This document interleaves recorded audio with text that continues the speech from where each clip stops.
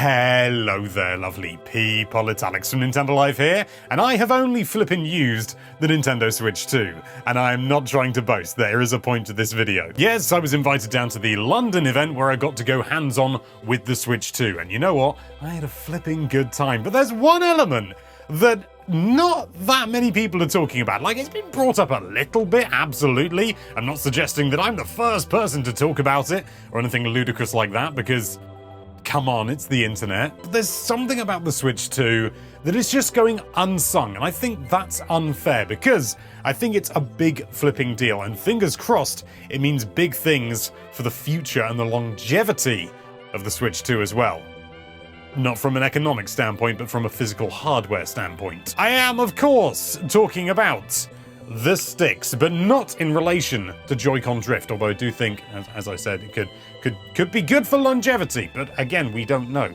But I'm just hopeful. Let me be hopeful. One thing that I imagine most people have never thought about when it comes to sticks is how smooth they are. And I'm not talking about how easily they move back and forth or things like that, how resistive the spring is or anything like that. I'm talking about the circumference around the outside, the plastic guard that stops the stick from going too far. If you've ever opened up a controller, you know that they can go a lot further. And they shouldn't. I've always liked the Switch 1 Pro controller, and I like its movement around here.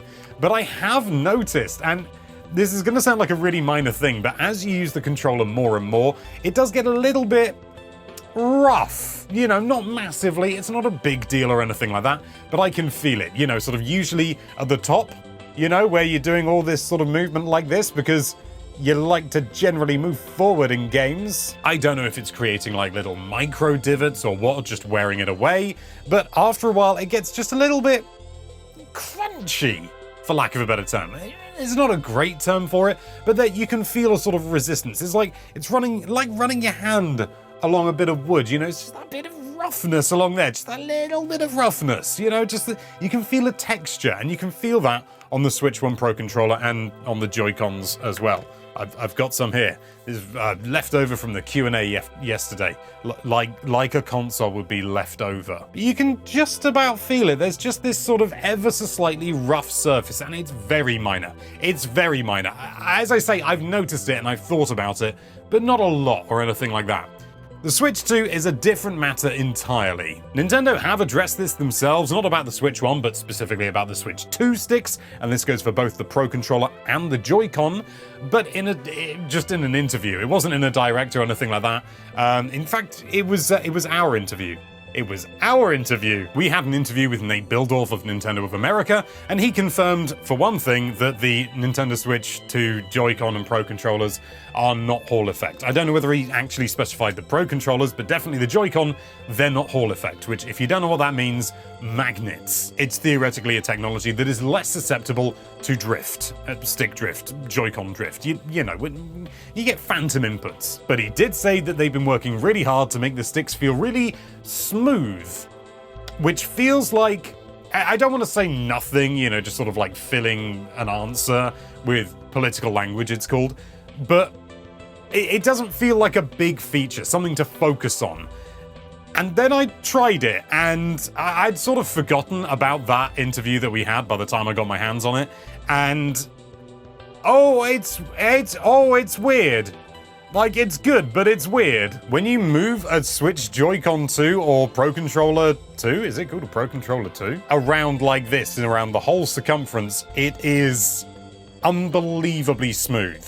It is unbelievably glidey. It is so smooth. It's a really weird thing to describe. And I'm not trying to hedge it or, you know, sort of try and make it as obtuse as possible. It is just difficult. And I tried looking for real-world examples with mixed success. I tried running a spoon along a wooden chopping board and also trying to run it over when it's been greased with oil and stuff like that, and nothing really came close. I even tried using, like, glass, and it didn't really work. And I wanted to use something hard, because that's how it feels. It's hard against hard, and yet that smooth. It is weird. But even glass, once I cleaned it and everything, polished it up, even glass wasn't quite smooth enough, even when greased. It's weird.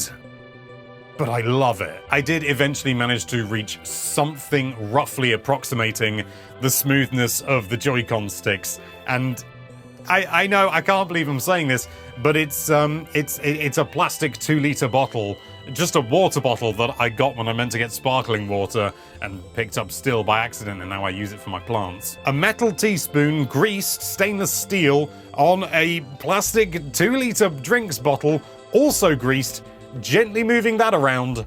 That is the closest approximation I can give you to what it's like to use a Switch 2 joystick.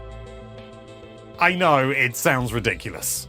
It's probably because it is. I encourage you to do that now if you can. Get a metal stainless steel teaspoon, ideally as clean as possible, and I mean like surface clean. Obviously use a clean one, not a dirty one, you filthy. Clean 2-liter plastic drinks bottle or equivalent of your country, and just oil them with just like standard vegetable oil is what I used. You could maybe use olive oil, but if it's a good olive oil, it'll probably have some stuff in it. You want it sort of like neutral and oil as possible, and just rub it against it, just lightly rub it against it.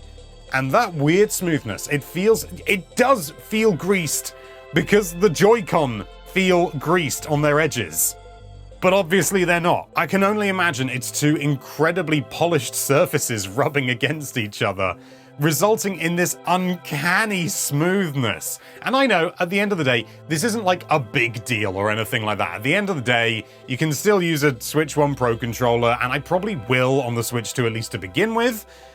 But it's amazing how much this sort of like little thing just elevates the experience just ever so slightly, but it elevates it throughout whatever you're doing, whatever you're playing. Unless it's using mouse mode or something, it just elevates everything just that little bit. Like, everything's just that little bit better, you know? It is piecemeal. It is not a big deal by any stretch of the imagination. But Nintendo isn't making a big deal of it. I'm the only one doing it, and I know why people aren't talking about it. Because of that, I just said, it's piecemeal. It's not a big deal in any sense. But it does just elevate every experience just that little bit. It's just that little bit better because of the smooth sticks. And I really hope they stay like that, because there is always the possibility that over time, whatever the surface is, whatever the plastic they're using is, will wear away and get sort of rougher and crunchier over time. But I do think having a sort of polished surface like that means that it is likely to produce less detritus, and I don't know this is pure speculation, but it may produce less detritus because there's less friction, which means less stuff getting into the stick and causing drift.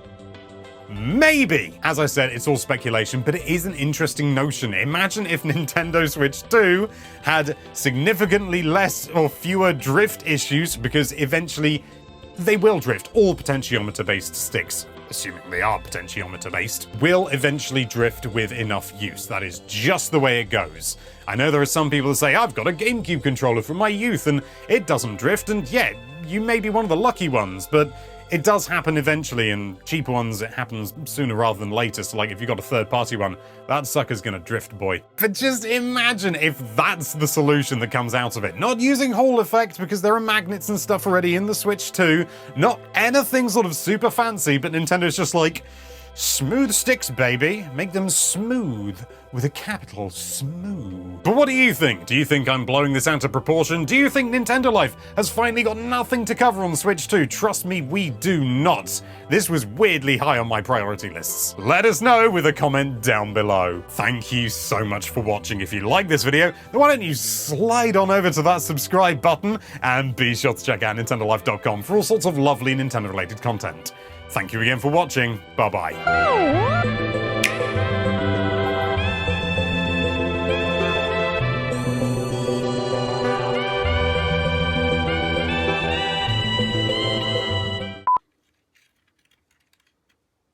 Sasha is not going to be happy.